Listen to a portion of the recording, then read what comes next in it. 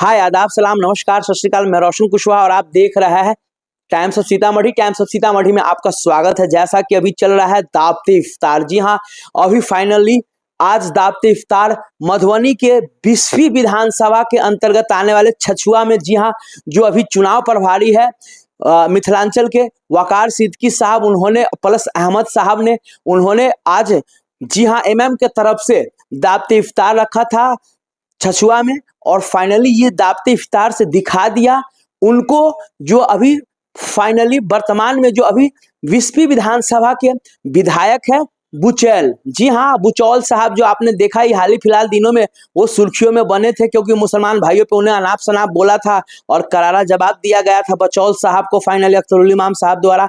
और फाइनली 20वीं विधानसभा में भी AIMM यानी ऑल इंडिया मजलिस इत्तेहादुल मुस्लिमीन पहुंच चुकी है और वहां पे संगठन जोरों शोरों पे काम कर रहा है। इस बार आने वाले विधानसभा जो 6 महीने के बाद होने वाला है, उसमें बुचौल साहब को दिखा देना है कि भैया ऑल इंडिया मजलिस इत्तेहादुल मुस्लिमीन का पावर क्या है। आप जो कुछ भी अनाप शनाप मुसलमानों पे बोल देते हो, अब आपको करारा जवाब मिलेगा, मुंह तोड़ जवाब मिलेगा। जहां पे गेस्ट के रूप में तिरहुत प्रभारी एमएम राणा रंजीत साहब पहुंचे और फाइनली वो चार चांद लगा दिए दावती इफ्तार में। और चलिए राणा रंजीत साहब कुछ कह रहे हैं। राणा रंजीत साहब तो पहुंचे और उसके बाद जो ऑल इंडिया मजलिस इत्तेहादुल मुस्लिमीन के जो जाले विधानसभा के प्रत्याशी है फैसल रहमान साहब, वो भी पहुंच के चार चांद लगा दिए। जी हाँ, चलिए आइए वो लोग क्या कह रहे हैं, सुनते हैं उनकी ही जुबानी।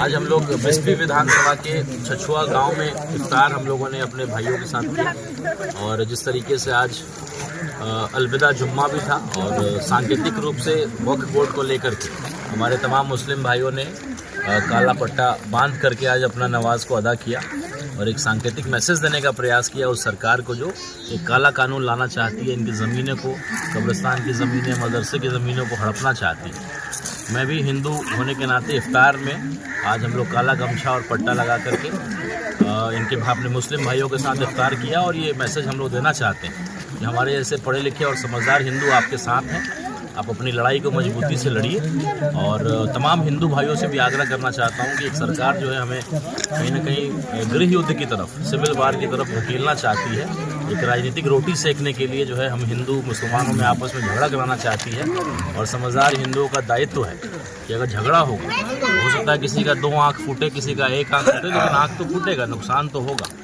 और ये खास करके जिस जगह हम लोग, जिस विधानसभा में हम लोग हैं, पूरे बिहार ही नहीं पूरे देश में जाने जाते हैं हिंदू मुसलमान को लड़ाने में आदरणीय हरिभूषण ठाकुर बुचौल साहब।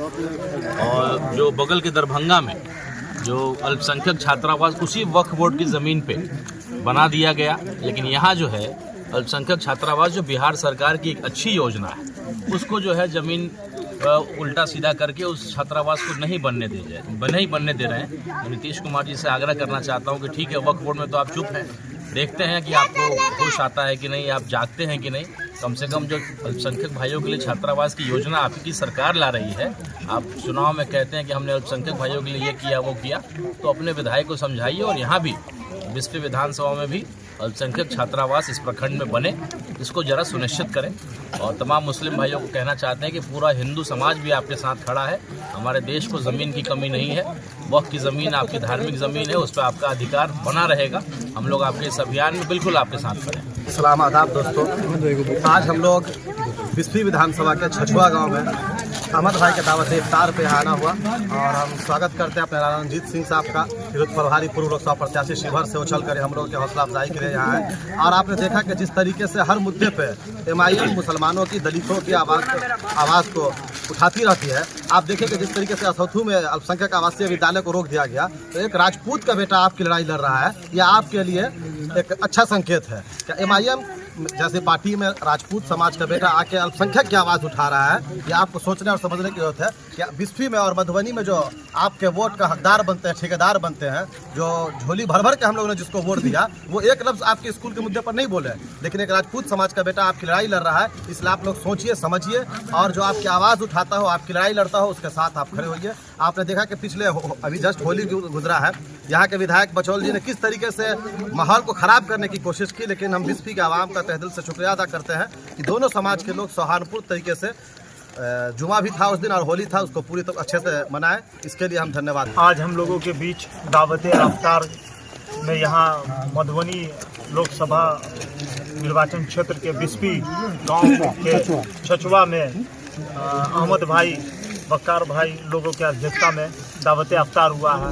यहाँ उपस्थित मुख्य अतिथि के रूप में राणा रंजीत सिंह भाई यहाँ पे उपस्थित हुए हैं। उनका मैं तहे दिल से शुक्रिया करते हैं और हर माइनॉरिटीज़ के हर मुद्दे में राणा रंजीत सिंह जैसे भाई जो हैं हमारे लिए खड़े रहते हैं। तो हम लोग भी अपने मुसलमानों नौजवान लोगों से भी अपील करते हैं कि आप इनके कदम से कदम मिला के राणा रंजीत सिंह भाई के हाथ को मजबूत कीजिए।